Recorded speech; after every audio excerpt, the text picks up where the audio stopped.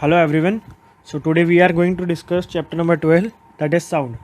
Every day we hear sounds from various sources like humans, birds, bells, machines, vehicles, televisions, etc. Sound is a form of energy which produces a sensation of hearing in our ears. There are also other forms of energy like mechanical energy, light energy, etc. We have talked about mechanical energy in previous chapters. You have been taught about conservation of energy, which states that we can neither create nor destroy energy. We can change we just change it from one form to another. When you clap, a sound is produced. Can you produce sound without utilizing your energy? Which form of energy did you use to produce sound? In this chapter, we are going to learn how sound is produced and how it is transmitted through a medium and received by our ears. So, our first topic is production of sound. We can produce sound by plucking, scratching, rubbing, blowing, or shaking different objects. We set the objects vibrating and produce sound. Vibration means a kind of rapid to and fro motion of an object. The sound of the human voice is produced due to the vibration in the vocal cord. When a bird flaps its wings, do you hear any sound? Think how the buzzing sound accompanying a bee is produced. A stretched rubber band, when plucked, vibrates and produces sound. If you have never done this, then do it and observe the vibration of the stretched rubber band. So now the next topic is propagation of sound. Sound is produced by vibrating objects. The matter or substance through which sound is transmitted is called a medium. It can be solid, liquid, or gas. Sound moves through a medium from point of generation to the listener. When an object vibrates, it sets the particle of medium around it vibrating. The particles do not travel all the way from vibrating object to ear. A particle of medium in contact with the vibrating object is first displaced from its equilibrium position. It then exerts a force on the adjacent particle, gets displaced from its position of rest. After displacing the adjacent particle, the first particle comes back to the original position. This process continues in the medium till the sound reaches your ear. The disturbance created by a source of sound in the medium travels through the medium and not through the particles of the medium. A wave is a disturbance that moves through a medium when the particles of medium set neighboring particles into motion.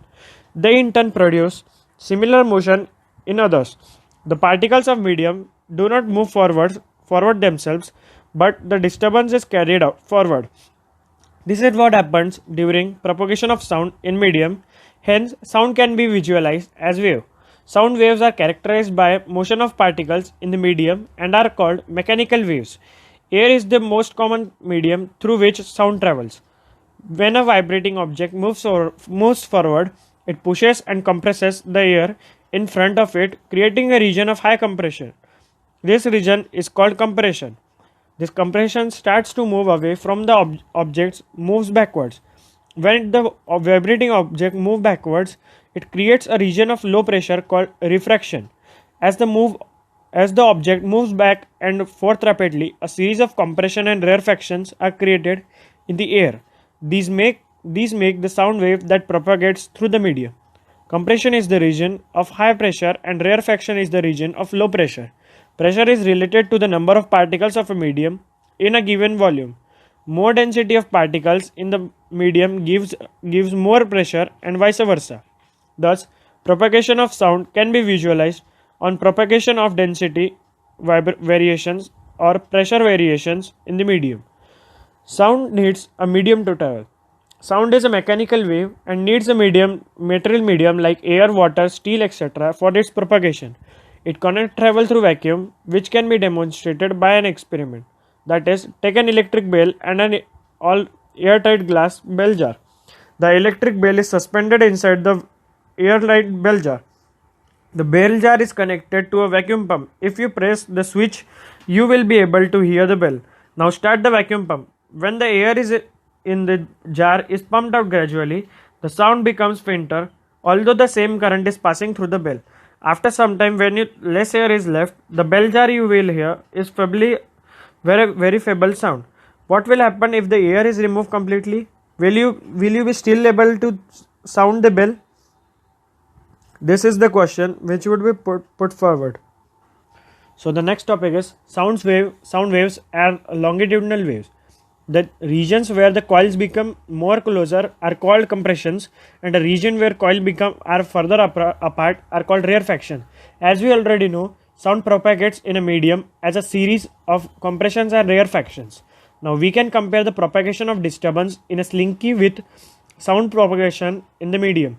These waves are called longitudinal waves. In these waves, the individual particles of the medium move in the direction parallel to the direction of propagation of the disturbance. The particles do not move from one place to another, but they simply oscillate back and forth about their position of rest. This is exactly how a sound wave propagates, hence, sound waves are called as longitudinal waves. There is also another type of wave called transfer wave. In a transfer wave, particles do not oscillate along the direction of wave propagation but oscillate up and down about their mean position as the wave travels. Thus, a transverse wave is the one in which the individual particles of the medium move about their mean positions in a direction perpendicular to the direction of wave propagation. When we drop a pebble in the pond, the waves you see on water surface is an example of transverse wave. Light is transverse wave, but for light, the oscillations are not of the medium particles or their pressure or density. It is not a mechanical wave. You will come to know more about transfer waves in higher classes. So the next topic is characteristics of a sound wave. We can describe a sound wave by its frequency, amplitude and speed. A sound wave is a graphic form which represent how density and pressure change when the sound wave moves in the medium. The density as well as pressure of medium at a given time varies with distance. Above and below the average value of density and pressure. Compressions are the regions where particles are crowded together and represented by upper portion of the curve. The peak represents the region of maximum compression. Thus, compressions are the region where density as well as pressure is high. Rarefactions are the regions of low pressure where particles are spread apart and are represented by the valley, that is lower portion of the curve. A peak is called crest and a valley is called trough of a wave. The distance between two consecutive compressions C or two consecutive rarefactions R is called wavelength. The wavelength is usually represented by lambda, that is a Greek letter. Its SI unit is meter. Frequency tells us how frequently an event occurs. Suppose you are beating a drum. How many times you are beating the drum in unit time is called frequency of your beating drum. We know that when sound is propagated through a medium, the density of medium oscillates between a maximum value and a minimum value. The change in density from the maximum to minimum value, then again to maximum value, makes one complete oscillation. The number of oscillation per unit time is the frequency of the sound wave. If we can count the number of compressions or rarefaction that cross us per unit time, we will get that frequency of the sound wave. It is usually represented by V, Greek letter nu. Its SI unit is hertz, symbol HS, Hz. The time taken by two consecutive compression or rarefaction to cross a fixed point is called as time period of the wave. In the other words, we can say that time taken for one complete oscillation is called time period of the sound wave. It is represented by symbol capital T. Its SI unit is second, that is S. Frequency and time period are related as V is equal to 1 by T. A violin and flute may be both played at same time in an orchestra. Both sounds travel through a same medium, that is air, and arrive at our ear at same time. Both sound travel at same speed irrespective of the source, but the sounds we receive are different. This is due to the different characteristics associated with the sound. That is, pitch is the one of the characteristic. How the brain interprets the frequency and emitted sound is called as pitch. The faster the vibration of the source, the higher is the frequency and the higher is the pitch. Thus, a high pitched sound corresponds to a more number of compressions and rarefactions passing a fixed point per unit time. Objects of different sizes and conditions vibrate at different frequencies to produce sounds of different pitch. The magnitude of maximum disturbance in a medium on either side of mean value is called as amplitude of the wave. It is usually represented by letter capital A. For the sound, its unit will be that of density or pressure. The loudness or softness of a sound is determined by basically its amplitude. The amplitude of a sound wave depends upon the source with which the object is made to vibrate. If we strike a table lightly, we can hear a soft sound because we produce a sound wave of less energy. If we hit the table hard, we hear a louder sound. A sound wave spreads out from its source. As it moves away from the source, its amplitude as well as loudness decreases. Louder sound can travel a larger distance as it is associated with higher energy.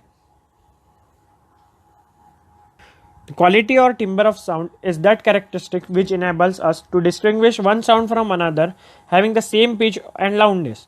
The sound which is more pleasant is said to be of rich quality. A sound of single frequency is called a tone. The sound which is produced due to mixture of several frequencies is called note.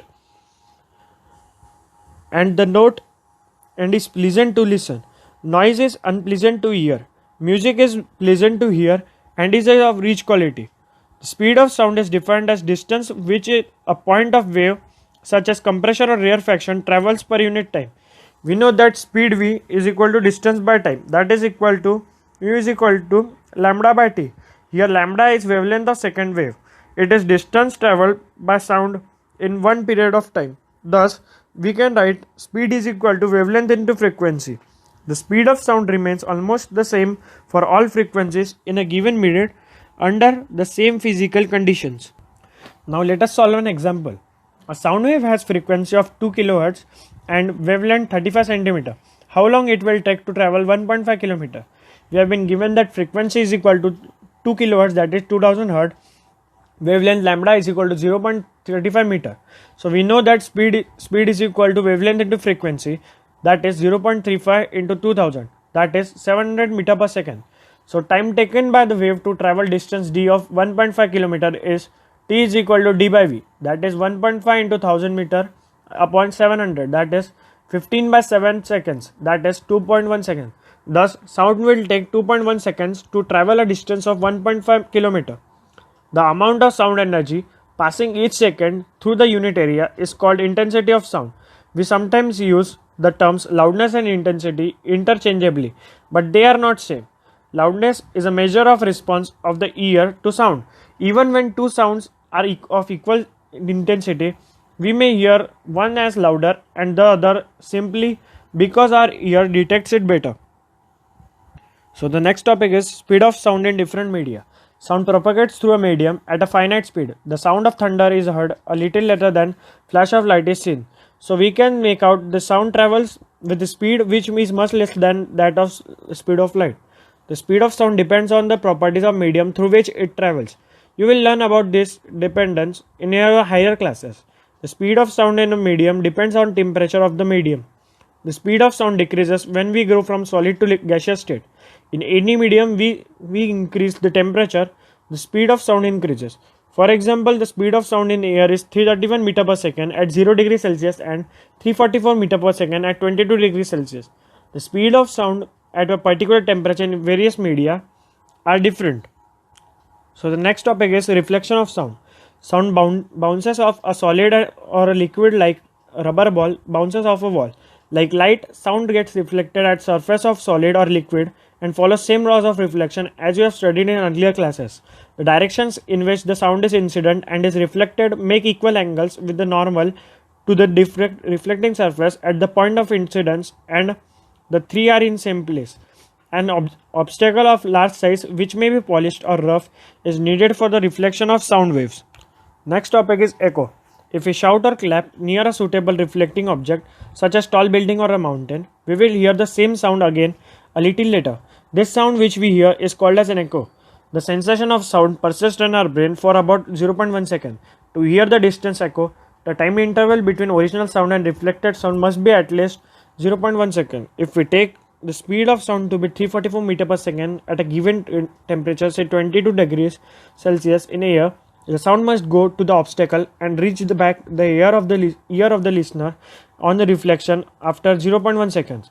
Hence, total distance covered by that sound from a given point of generation to reflecting surface and back should be at least 344 meter per second into 0.1 second, that is 34.4 meter. Thus, for hearing distinct echoes, minimum distance of obstacle from the source of sound must be half of the distance, that is 17.2 meter. This distance will change the temperature of air. Echoes may be heard more than once due to successive or multiple reflections. The rolling of thunder is due to successive reflection of the sound from a number of reflecting surfaces such as clouds and the land. Next topic is reverberation. A sound created in a big hall will persist by repeated reflection from the walls until it is reduced to a value where it is no longer audible. The repeated reflection that results in this persistence of sound is called reverberation. In an auditorium or big hall, excessive reverberation is highly undesirable. To reduce reverberation, roof and the walls of auditorium are generally covered with sound absorbent materials like compressed fiberboard, rough plaster or draperies. The seat materials are also selected on the basis of their sound absorbing properties. So now we will take a small example. A person clapped his hand near a cliff and heard echo after 2 seconds. What is the distance of the cliff from the person if the speed of sound v is taken as 346 meter per second? Here we are given speed of sound is 346 meter per second and time taken for hearing echo is 2 seconds. So the distance traveled by sound will be v into d, that is 346 into 2, which will turn out to be 692. In a 2 seconds, sound has to travel twice the distance between the cliff and the person. Hence, the distance between cliff and the person is 692 by 2, that is 346 meter. So now the next topic is uses of multiple reflection of sound. First, megaphones and loud hailers, horns, musical instruments such as trumpets and shahnais are all designed to send sound in a particular direction without spreading in all directions. In this instrument, a tube is followed by a conical opening reflects sound successively to guide most of the sound waves from the source in the forward direction towards the audience. Second is stethoscope is a medical instrument used for listening to sounds produced within the body, mainly in the heart or lungs. In stethoscopes, the sound of the patient's heartbeat reaches the doctor's ears by multiple reflection of sound. Third is generally the ceiling of concert halls, conference halls and cinema halls are curved so that the sound after reflection reaches all corners of hall. Sometimes a curved soundboard may be placed behind the stage so that the sound after reflecting from the soundboard spread evenly across the width of the hall. So the next topic is range of hearing. An audible range of sound for human beings extends from about 20 Hz to 20,000 Hz. 1 Hz equal to 1 cycle per second. Children under age of 5 and some animals such as dogs can hear up to 25 kHz. As people grow older, their ears become less sensitive at the higher frequencies. Sounds of frequencies below 20 Hz are called infrasonic sound or infrasound. If we could hear infrasound, we could hear the vibration of a pendulum just as we hear the vibration of wings of a bee. Rhinoceros communicate using infrasounds of frequency as low as 5 Hz. Whales and elephants produce sound in infrasound range. It is observed that some of animals get disturbed before earthquakes. Earthquakes produce low frequency infrasound before the main shock waves begin, which possibly alert the animals. Frequencies higher than 20 kHz are called ultrasonic sound or ultrasound. Ultrasound is produced by animals such as dolphins, bats or porpoises. The moths of certain families have very sensitive hearing equipment. These moths can hear high frequency squeaks a bat and know that when a bat is flying nearby and are able to easily capture. Rats also play games by producing ultrasound. The next topic is application of ultrasound. Ultrasounds are high frequency waves. Ultrasounds are able to travel along well-defined paths even in presence of obstacles. Ultrasounds are used extensively in industries and for medical purposes. Ultrasound is generally used to clean parts located in hard-to-reach places, for example, spiral tube, odd-shaped parts, etc. Objects to be cleaned are placed in cleaning solution and ultrasonic waves are sent into solution. Due to high frequency, the particles of dust, grease and dirt get detached and drop out. Objects thus get thoroughly cleaned. Ultrasounds can be used to detect cracks and flaws in metal blocks. Metallic components are generally used in construction of big structures like buildings, bridges, machines, etc. The cracks or holes inside the metal blocks, which are invisible from outside, reduces the strength of the structure. Ultrasonic waves are allowed to pass through the metal block, and detectors are used to detect the transmitted waves. If there is even a small defect, ultrasound gets reflected back, indicating the presence of flaw or defect. Ordinary sound of longer wavelengths cannot be used for such purpose as it will bend around the corners of defective location. Ultrasonic waves are made to reflect from various parts of heart and form the image of the heart. This technique is called echocardiography. Ultrasound scanner is an instrument which uses ultrasonic waves for getting images of internal organs of human body. A doctor may image the patient's organs such as liver, gallbladder, etc. It helps doctor to detect abnormalities such as stones in gallbladder and kidney or tumors in different organs. In this technique, ultrasonic waves travel through the tissues of body and get reflected from a region where there is a change in tissue density. Ultrasound may be employed to break small stones formed in the kidney into fine grains. This grain later flushed out with urine. Next topic is sonar. The acronym SONAR stands out for Sound Navigation and Ranging. Sonar is a device that uses ultrasonic waves to measure distance, direction, and speed of underwater objects. How does the sonar work? Sonar consists of a transmitter and a detector and is installed in a boat or ship. The transmitter produces and transmits ultrasonic waves. These waves travel through the water and after striking the object on seabed get reflected back and sensed by the detector. The detector converts the ultrasonic waves into the electrical signal which are appropriately interpreted. The distance of the object that reflected the sound wave can be calculated by knowing the speed of the sound in water and time interval between the transmission and the reception of the ultrasound. Let the time interval between transmission and reception of the ultrasound signal be t and speed of sound through seawater be v. Total distance to 2D traveled by ultrasound is then 2D is equal to V into T. The other method is called echo-ranging. The sonar technique is used to determine depth of sea and to allocate underwater hills, valleys, submarine, icebergs, sunken ship, etc. So now let us take an example. A ship sends out ultrasound that returns from seabed and is detected after 3.42 seconds. If the speed of ultrasound through seawater is 1531 meter per second, what is distance of seabed from the ship? Given that time between transmission and detection is 3.42 seconds and speed of ultrasound in seawater is 1531 meter per second, distance traveled by ultrasound is 2 into depth of sea, that is 2D. That is 2D is equal to speed of sound into time, which will turn out to be 5236 meter. So now distance is equal to 5236 by 2, that is 2618 meter. Thus distance of seabed from the ship is 2618 meter or 2.62 kilometer. As mentioned earlier, bats search out prey and fly in the dark night by emitting the detecting reflections of ultrasonic waves.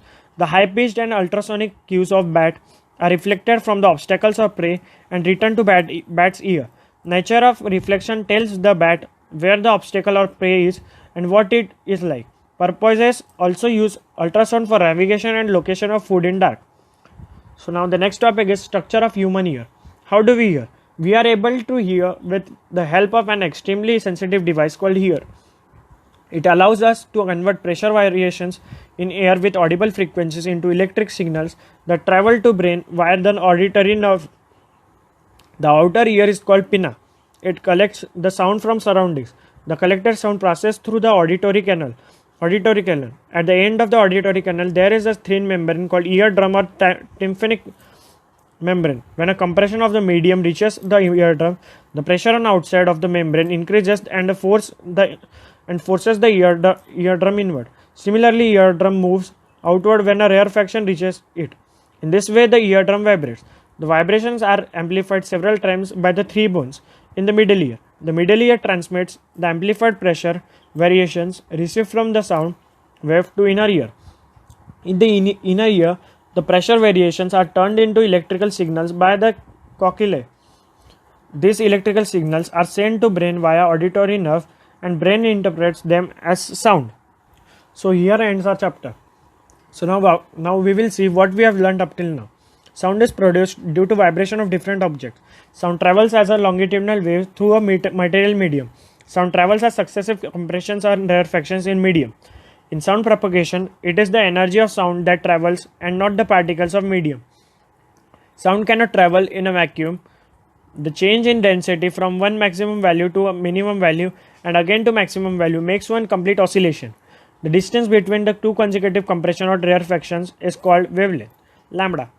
The wave time taken by the wave for one complete oscillation of the density of the pressure of a medium is called time period. Number of complete oscillation per unit time is called frequency, that is 1 by t. Speed v, frequency and wavelength of the sound are related by the equation mu is equal to lambda v. The speed of the sound depends primarily on the nature and the temperature of the transmitting medium. Law of reflection of sound states that the direction in which sound is incident and reflected make equal angles with the normal to the reflecting surface at point of incidence and the three lie in the same plane. For hearing a distinct sound, the time interval between the original and reflected sound must be at least 0.1 second. The persistence of sound in an auditorium is a result of repeated reflections of sound and is called as reverberation. The sound properties such as pitch, loudness, and quality are determined by corresponding wave properties. Loudness is a psychological response of the ear to the intensity of sound. The amount of sound energy passing each second through a unit area is called intensity of sound. Audible range of hearing for average human beings is the frequency range, that is 20 Hz to 20 kHz. Sound waves with the frequencies below audible range are called infrasonic, and those above the audible range are called ultrasonic. Ultrasound has many medical and industrial applications. The sonar technique is used to determine the depth of the sea and to locate underwater hills, valleys, submarines, icebergs, sunken ships, etc. So I hope you have learned this topic named sound. Thank you.